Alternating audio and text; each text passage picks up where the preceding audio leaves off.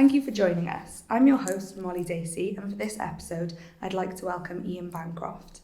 Ian took up his post as Chief Executive of Wrexham Council in August 2018, and for the previous 14 years worked at a senior leadership level within large public service organisations in Greater Manchester, Merseyside and North East Wales. Most recently within Flintshire Council as the Chief Officer, successfully leading the development and implementation of a number of major strategic programmes. Thank you so much for joining us, Ian. I'm sure you get asked this all the time, but I don't feel like I can continue without addressing the Welcome to Wrexham documentary. I saw you in one of the scenes and I just needed to ask, are Rob McElhenney and Ryan Reynolds as nice as they seem? Oh, just to say first of all, it's great to be here and to be part of this podcast series. Absolutely, they are just like they seem. And it has been phenomenal in terms of having a relationship with Rob and Ryan. We've obviously met them a few times personally. They rang us before they took over the purchase of the club and set out their vision for their first 100 days of what they wanted it to feel like. And it was all about Wrexham. As it says in the programme, it's not Welcome to Wrexham Football Club, it's Welcome to Wrexham, and they've delivered on that vision. I think something that helps and may lead into some of the other things we'll discuss this afternoon is that in Wrexham we'd created a common vision amongst all our leaders in Wrexham about what we wanted to see in terms of the town and city grow. So that was our public, private and voluntary sector leaders. So that if you like, when Rob and Ryan landed, we could make the most of their input, their investment. And we've got a very close, strong relationship with them based on values, but we also commercially negotiate with them very hard because clearly they're sitting on a lot of money that if they are using that in Wrexham can make such a significant impact. Yeah, that's amazing. To begin, if it's okay, I'd like to ask you some quick fire questions, Absolutely. Just for our listeners to know you a bit better. So what was the last book that you read? Oh, now I'm a huge book reader because, and I've normally got 3 or 4 on the go. So the last book I read that I really loved was a book called The Ferryman by Justin Cronin. Do you want me to give you a short synopsis? Yes, please, yeah. So it's based on an island called Prospera, and there are 3 bits of the island. There's the bit where all the affluent people live. There's the second bit of the island where all the people who are providing the services for those affluent people live. And there's the third bit of the island, which is where people go to be reincarnated. So they come back as a new person. And you just know that something's not right about this reality. And the ferryman is the character that takes people off to be rebirthed, reincarnated. And he figures that there's something quite not right about this reality. So Justin Cronin's an amazing writer. He wrote a series called The Passage, which is also brilliant. So just a very literary writer. It's a bit of fantasy and science fiction, but also a great read. Oh, it's great to have all the recommendations. What is the last thing that you learned? The last thing that I learned is no matter how well you're doing or think you're doing collectively as a group of people, there's always something just around the corner that's going to test you and surprise you. And it's not therefore what we plan to do, it's the way we react to the things that come upon us that's absolutely critical.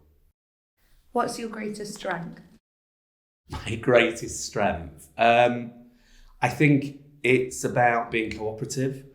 So a huge belief in empowering others to do well. My background, as well as being an English, an arty book reader, is also a sports person. I'm very much a team player and a coach, and it's getting the best out of the people around you and empowering them to achieve their full potential, whether that's people you work with or actually whether it's the residents that we serve. I feel like we've already touched on this, but what motivates you? I think what motivates me is my belief in public service.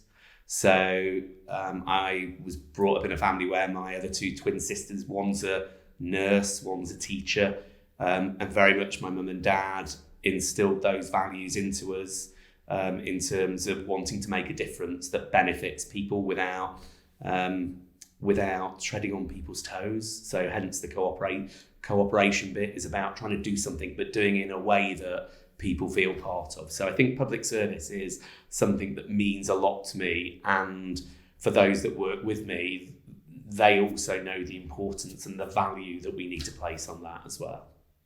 And last of this type of question, what profession other than your own would you like to attempt? Oh, well, I suppose being a sports person and being a fanatical cricket fan, then probably a professional cricketer. I used to keep wicket and bat, so it'd be lovely at the moment, as we've got an Ashes test match going on, to be able to be playing professional cricket. But also what's really brilliant about professional cricket at the moment is to see how well the women are doing, and the push with the report being released actually this week about an independent report really calling out the misogyny and also the fact that it's very class-based. So, that needs changing within the game of cricket. But if I could have done something else, it would be professional cricket. That's a good one. Thank you for answering those. It's interesting to know more about you personally. Yes. I do have a couple more, but I'll come back to those at the end. Our theme for this episode is vision in leadership. When you took up the post of Chief Executive of Wrexham Council, taking on such a role must require vision and innovation. So in your opinion, how can leaders develop and communicate a compelling vision that inspires and motivates their team and organisation? I think the first thing probably for me is that vision comes through listening and then helping create a vision that people are part of and believe in. So I think, that cooperative approach to creating vision is really critical. I think the second thing would be it has to be a vision that relates to the context that you're working in. So for us, one of the first things we did, having listened, and before Rob and Ryan came along at the football club, given we sit on the oldest international football ground in the world in Wrexham, and given that the Football Association for Wales was founded 150 years ago in Wrexham, we did a hashtag spiritual home of Welsh football. And the one thing people in Wrexham all agree on, because they disagree on quite a bit, is football. So very early on, we had that hashtag spiritual home of Welsh football, which we created with others. We built up then a framework for what we would do in terms of delivering that, which was about supporting the football club and the racecourse ground at an international and club level, but also it was about improving sports pitches at the very grassroots for everybody to be involved with. So I think a vision where you've listened that is contextual and therefore compelling to people to be part of, and something that's inspiring is really critical. And another example I'll give, we did some early work in Wrexham with a group of civic leaders across public, private and social sectors. And that was about, everybody contributing to what we wanted Wrexham to be like for the next 5, 10, 15 years. And, it's just amazing when you do that sort of work and you see the ingredients come together and it's not what you anticipated. I think the worst thing you can try and do is control things like that. But the other thing I think with vision is there have to be clear vision statements about what a vision will achieve. So what will things look like? If we do this, if we do hashtag spiritual home of Welsh football, there'll be an international match for every international tournament played in North Wales in the future by Wales. There will be access to 3G pitches for all people at a community level. So I think clearly being able to show not just, here's a broad woolly vision, but actually what that vision will deliver is also critical. Not long after taking up this role, you, like everyone else, would have been shaken by the effects of COVID-19. And I can only imagine how significant this must have affected your organisational development. So based on your experience, what strategies can leaders use to ensure that their vision remains relevant and adaptable in an ever-changing business landscape? I think gone are the days of writing long strategy documents that start with a vision statements, objectives, priorities, and detailed actions for the next 5 years, because that's out of date by the time that we've written it. So I think, strategic frameworks that talk about where it is we want to head, what things will look like, and some ideas of the things that we initially do. But then what we need to do is we need to learn from the actions that we undertake So, for example, let's have a think about what we're doing at the moment in relation to social care in Wrexham. We're doing demand work about saying if we look at creating our own children's homes again, which is quite a risk in Wrexham because contextually in the 1970s and 80s, there were a lot of very difficult issues that came out through children's homes provisions in councils in North Wales, then we think we can massively improve the ability for local children who are struggling to stay local, stay close to their families, stay close to their foster carers, and actually receive that within Wrexham, that support, and also that it's lower cost. So what our intention is that we build those, we staff those, but clearly then, as we're going through that journey, we've got to figure out, is it having the impact that we intended? Are those people having better experiences? Are they staying more local? Is it reducing the cost of the social care provision? And if it's not, we have to adapt those actions as we go along to say, well, we might need to do something different. We might need a mixed provision with some out of county, some in county. So I think having that flexibility, and it's where things like Academy Wales come in, isn't it? It's evaluating what we're doing, but also learning as you go along and making sure that we're open to that at all stages and that we're listening to lots of people's feedback. It might be the child's feedback, the parents' feedback, the foster carers' feedback.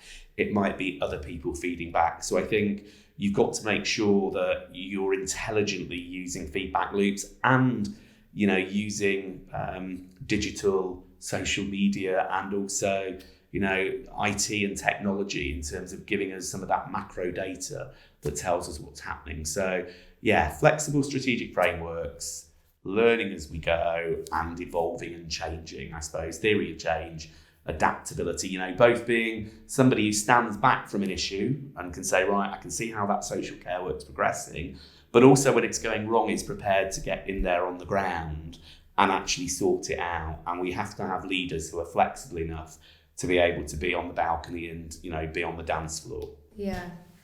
You spoke earlier about collaboration and working with a wide range of stakeholders. So how can you effectively communicate your vision to different stakeholders like employees, customers, investors that might all have a different perspective on the vision that you're bringing? So I think visions, if they're good, talk to as many different people as possible. So let's talk about Wrexham as a place then, because that's how we started with Rob and Ryan. Football talks to everybody.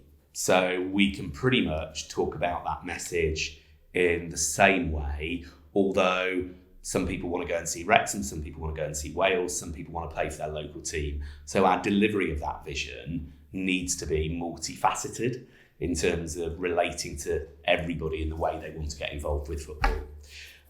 We did two other things which I think help illuminate this point. City status for Wrexham we achieved last year. City status is very contested. Some people, as a vision for a city, are really anti a city. Wrexham is a town. Up the town, they shout on the terraces at the football club. And the last thing we need is city status. So a number of ways is we have to describe the benefits of that to people, that actually we're likely to get more investment. It will help with the university. It will help businesses grow. But we also know we're not going to get everybody on board, even with those benefits that come with city status. So as we've done our strategy around Wrexham as a place, our flexible strategy that's adaptable, we've also looked at designating areas like the Old Town, a bit like Edinburgh has an old town. Yeah. So we've got a city, but it still has an old town at its heart.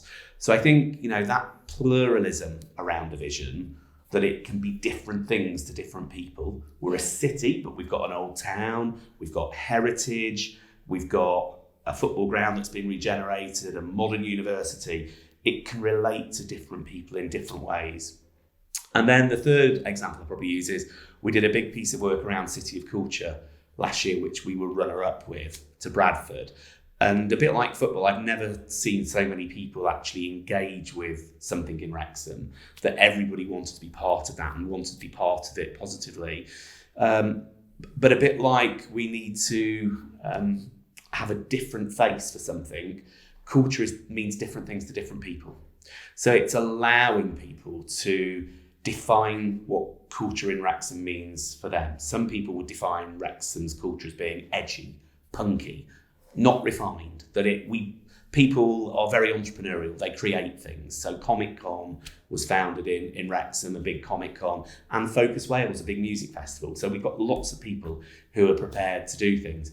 Other people would see culture as being high art in terms of having some orchestral music and theatre. Other people would define culture as being what their community's like, and actually allowing all of those things to be part of our city of culture is really important.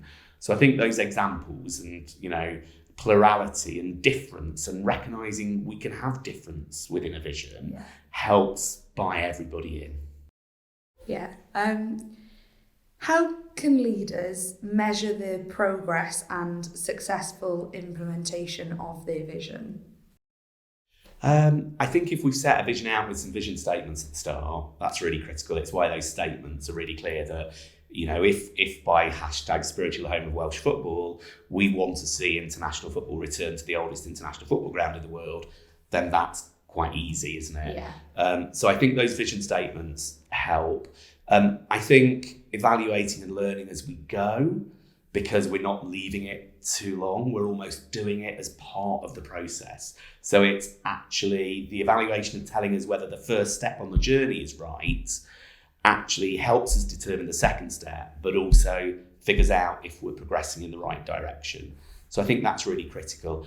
I think using a range of evaluation techniques, talking to people, listening, that's frontline staff, it's middle managers, it's senior managers, it's residents, it's stakeholders. So making sure that we've got those feedback and listening loops, and then doing both quantitative and qualitative analysis. So it's about, particularly with something big like vision, having all of those tools to use to figure out if we're heading there. But ultimately, seeing's believing, isn't it? Yeah. And vision is actually, that whole word is about a vision, something we can see. So we should be able to see it ultimately if we've achieved it or not. Yeah. Do you have any final thoughts or advice for leaders who aspire to develop and lead organisations?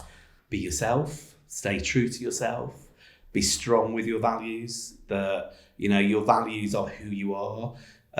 Be open and show a little bit of your personality to people, because how do people know that you care about others unless you show that you do that, or you give some examples?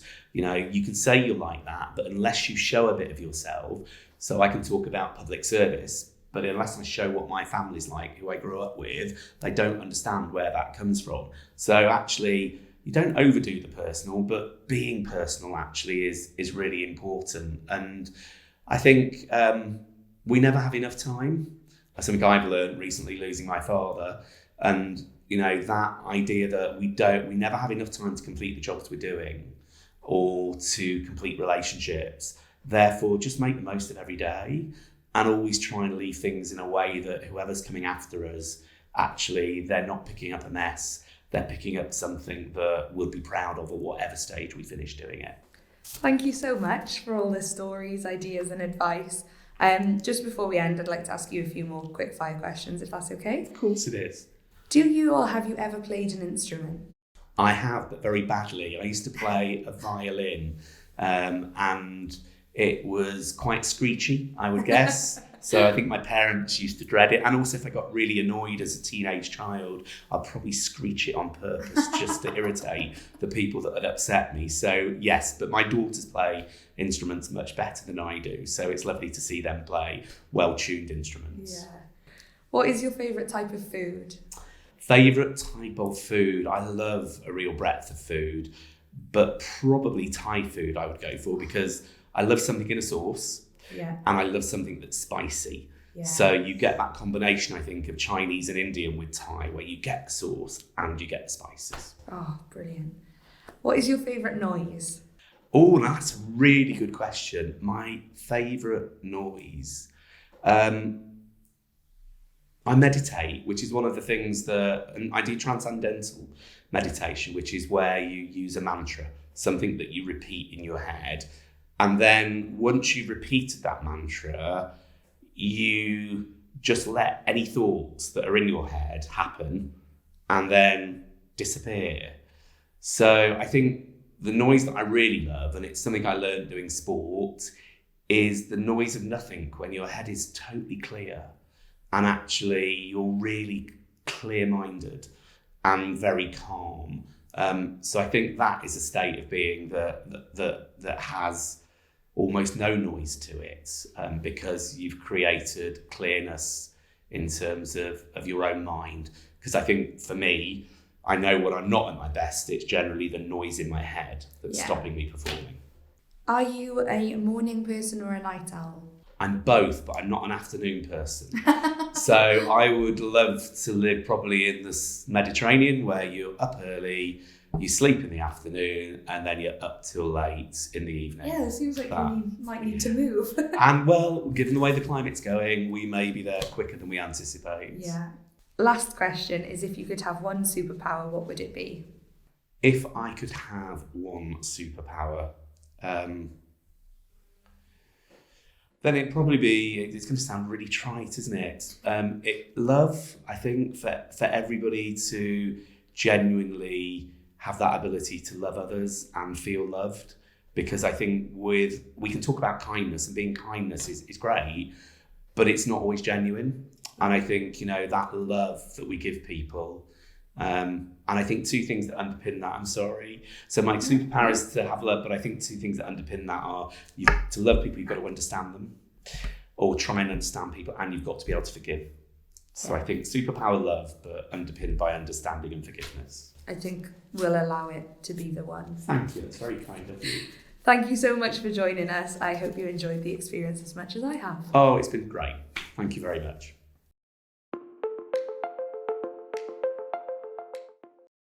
Mae ein podlediad Sgwrsiau ar Arweinyddiaeth ar gael trwy ein gwefan.